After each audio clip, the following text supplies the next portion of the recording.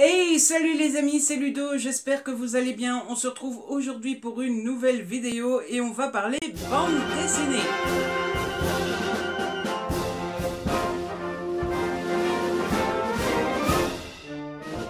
En effet, vous le savez, vous avez l'habitude maintenant, tout au long du mois de septembre, je vous ai présenté des petits updates lecture consacrés à la bande dessinée à l'occasion du mois de la BD.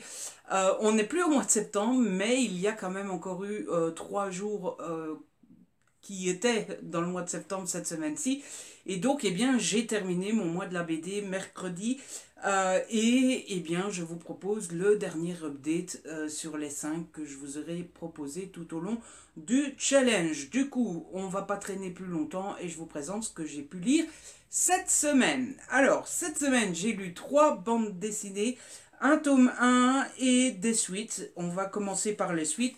Tout d'abord, j'ai lu La boîte à musique, le tome 3, à la recherche des origines de JG et Carbone aux éditions Dupuis. Pour ceux qui ne connaîtraient pas encore l'histoire de cette bande dessinée, on suit l'histoire de Nora. Nora qui est une jeune fille somme toute assez normale, assez classique, mais elle a un petit drame dans sa vie, c'est qu'elle n'a plus sa maman. Elle a perdu sa maman et eh bien juste après la perte de sa maman, elle va hériter d'un objet qui lui a appartenu et, et cet objet c'est une boîte à musique. La boîte à musique est assez originale dans le sens où ce n'est pas seulement une boîte à musique, c'est aussi une porte ouverte vers un autre monde, un monde parallèle, un monde qui s'appelle Pandorian. Et dans lequel Nora va aller de temps à autre, alors que bon, il vaut mieux éviter. On peut y aller, mais il ne faut pas non plus abuser.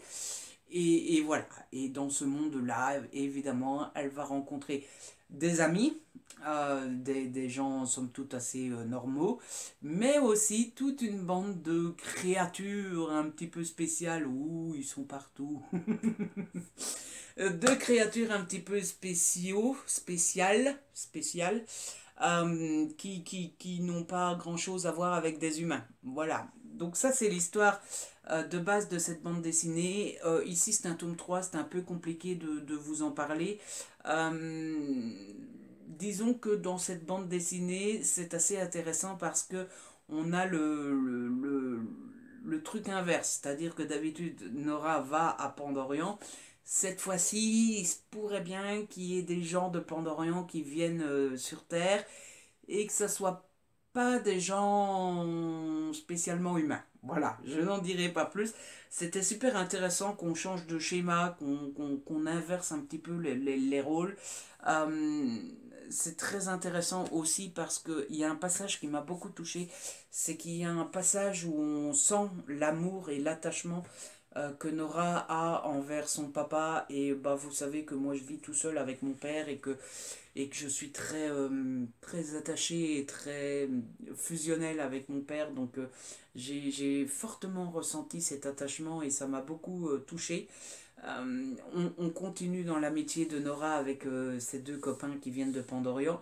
On retrouve le personnage du tome 2 qui me plaît beaucoup et qui me fait rire et qui je trouve très mignon, mais j'ai oublié son nom. Vous voyez, ça c'est tout à fait moi. Donc Cyprien, il s'appelle. On retrouve Cyprien que je trouve moi personnellement tellement mignon. Donc voilà, on est sur la lancée de départ, on vit des nouvelles aventures et c'est juste trop méga trop cool. Mais on va pas se mentir, le gros plus de cette bande dessinée, c'est l'objet livre. Regardez-moi ça. La couverture est en relief avec du vernis sélectif. C'est juste canon. Regardez-moi un peu les effets sur le dos de la BD. Voilà, c'est juste magnifique. Et alors, les dessins et les couleurs, c'est d'une beauté, mais... Oh, regardez-moi ça. Regardez-moi un peu ça. C'est pas magnifique, ça? Je peux vous dire que c'est le genre de BD sur lesquels vous vous arrêtez sans arrêt sur les dessins, parce que les dessins sont juste canonissimes. Voilà. Donc, eh bien, j'ai encore une fois beaucoup aimé. Le tome 4 sort à la fin de l'année, je pense, en octobre ou en novembre. Et j'ai hâte de pouvoir découvrir la suite parce que c'est vraiment une des sagas Dupuis assez récentes que j'aime énormément. Ensuite, un autre tome que j'ai lu, il s'agit de Ciseaux, le tome 2 Jungle Football de Haré aux éditions Kennes. Alors, cette BD, j'avais lu le tome 1 il y a, ça doit être l'année passée, je suppose qu'il y en a une par an. Et j'avais beaucoup aimé. L'histoire, c'est l'histoire d'une équipe de football. L'équipe de football, une équipe de football en fait avec des petits gabarits. Il faut savoir que tous les joueurs de foot qui constituent les équipes sont des animaux. Et donc on a une équipe de football un peu bras cassés, si on peut dire, dans le sens où c'est surtout des petits animaux et surtout des animaux pas très doués. Voilà, ils sont pas super forts au football. Ils se font un petit peu battre par tout le monde. Et il y a un moment où le président de la fédération dit ça suffit. Il va voir un coach et il lui dit voilà, je veux que tu construises une équipe avec des bons joueurs et je veux que ça bouge un petit peu. Et donc dans le tome 1, on suit le coach qui n'est pas sur la couverture, qui est là, ici. Et dans le tome 1, on suit en grande partie la constitution de l'équipe. Équipe qui est un peu plus douée, mais surtout, on va faire la connaissance de Ciseaux, qui est juste ici, qui, pour le coup, est vraiment très doué au football et qui est vraiment l'atout principal de l'équipe. Dans ce tome 2, on est à la veille d'une grande compétition de football qui est un peu la Coupe du Monde, hein. Sauf que dans cette saga de BD, c'est pas des pays, c'est des continents. Et donc on est au début de la compétition et on va suivre l'équipe de Ciseaux affronter toutes les autres équipes des autres continents en fait. C'est plutôt chouette. Alors moi, il faut savoir que je n'aime pas du tout le football à la base. Et pourtant, j'aime beaucoup la BD. Donc voilà, si vous vous posez la question de savoir s'il faut être fan de football, la réponse est non, loin de là.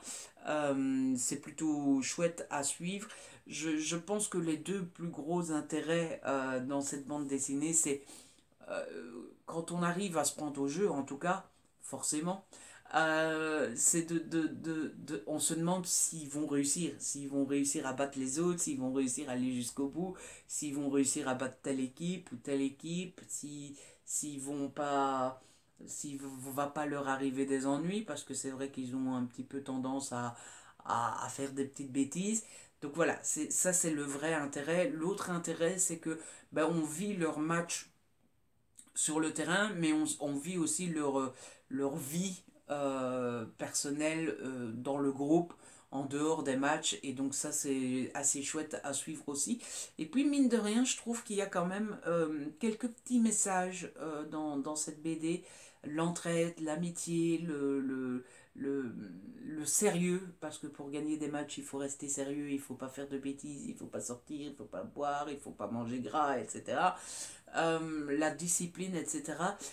C'est pas fortement mis en avant, c'est l'air de pas y toucher comme ça au passage.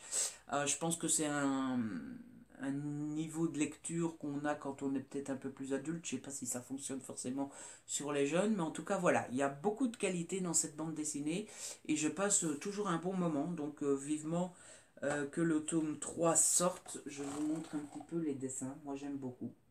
Au début, il faut se faire à l'idée hein, qu'il n'y a que des animaux et que c'est des animaux qui jouent au football. Mais c'est toujours assez chouette. Et puis il y a à chaque fois une bonne ambiance parce que bah voilà, là ils sont dans un match sous la pluie, hein. Je pense que ça se voit assez bien. Je crois que c'était le premier match qui se passait un peu plus. Voilà le pôle. Ah non, ça c'est. Vous les voyez s'entraîner. Je pense qu'il y a un match officiel qui se passe quand il fait beau. Mais voilà, vous voyez. Donc voilà, c'était assez chouette à suivre. Moi j'ai passé un super bon moment, comme avec le tome 1, et j'espère pouvoir lire le tome 3 bientôt. Je suppose que ça sera pour l'année prochaine. Et enfin, la troisième BD que j'ai lue, on reste chez Kennes, il s'agit de Hobby Ghoul, le tome 1, un week-end sur deux chez mon père de Macchio et Buffalo. En fait, j'ai reçu le tome 2 assez récemment. Là, au moment où je tourne, ça doit faire 2 jours que je l'ai reçu. Mais j'avais oublié un petit peu le tome 1. Et du coup, je me suis dit, je vais la relire avant de m'attaquer au tome 2. Alors, dans cette BD, on suit Obi, qui est un jeune garçon, je ne sais pas trop, 12 ans. Un jeune ado de 12 ans qui vient de déménager avec sa maman. Il a une vie somme toute assez classique. La particularité, c'est que sa maman est prof et qu'ils rentrent tous les deux dans le même lycée, donc lui en tant qu'élève, elle en tant que professeur.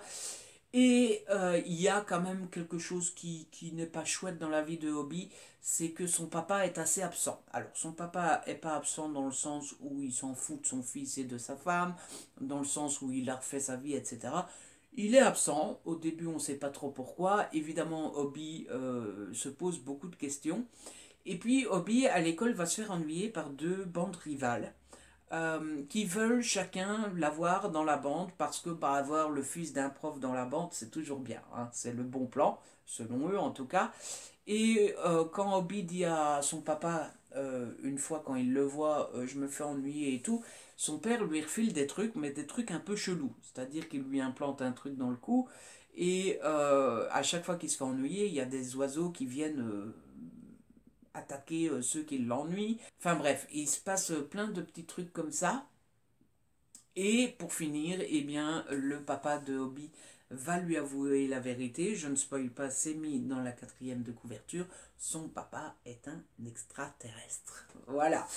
C'était plutôt... J'ai passé un super bon moment avec cette bande dessinée. Alors, je le savais, hein, puisque je vous ai dit, je l'ai déjà relu. Je trouve Hobby assez attachant, dans le sens où pour plusieurs choses déjà. On sent qu'il aime très fort sa maman et je trouve ça trop mignon. Il se pose des questions sur son papa qui est absent, c'est normal. J'étais assez en empathie quand j'ai vu qu'il se faisait ennuyer par ses copains et tout, parce que bah forcément c'est jamais gai, un jeune qui se fait ennuyer par les autres et tout, c'est vraiment pas cool.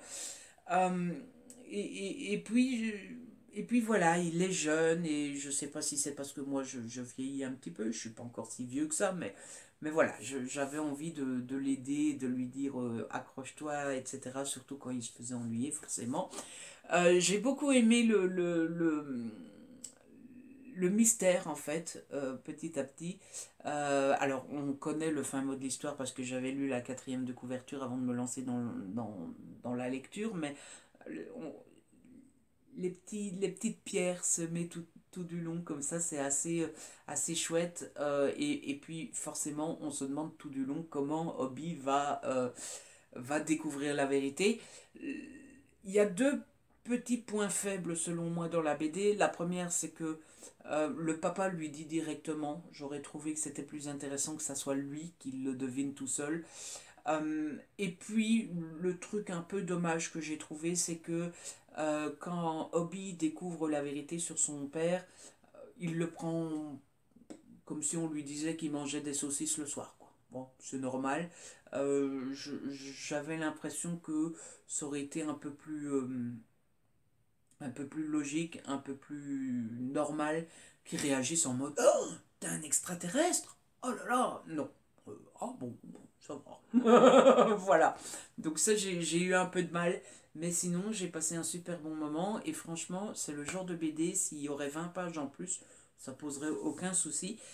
J'ai beaucoup aimé les dessins aussi, qui sont assez réussis, je trouve, personnellement.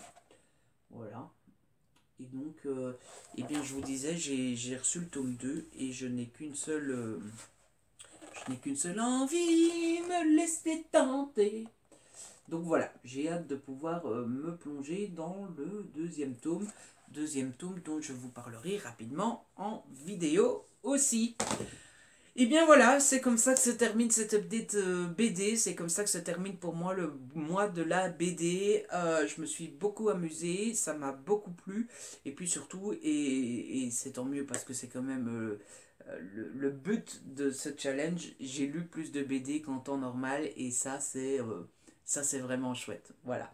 Donc merci à vous tous d'avoir suivi ces updates lecture. Et surtout, merci à tous les participants. Vous avez été quelques-uns et c'était beaucoup trop cool. Et j'ai adoré voir tous vos retours et toutes vos lectures, etc., etc. En tout cas, j'espère que la vidéo vous a plu. Si c'est le cas, n'hésitez pas à la liker, à la partager. N'hésitez pas à me laisser un petit commentaire. Vous savez que j'adore vous lire. Si ce n'est pas encore fait, abonnez-vous. C'est gratuit et ça fait plaisir. On se retrouve très vite pour une nouvelle vidéo. D'ici là, prenez soin de vous et de ceux que vous aimez.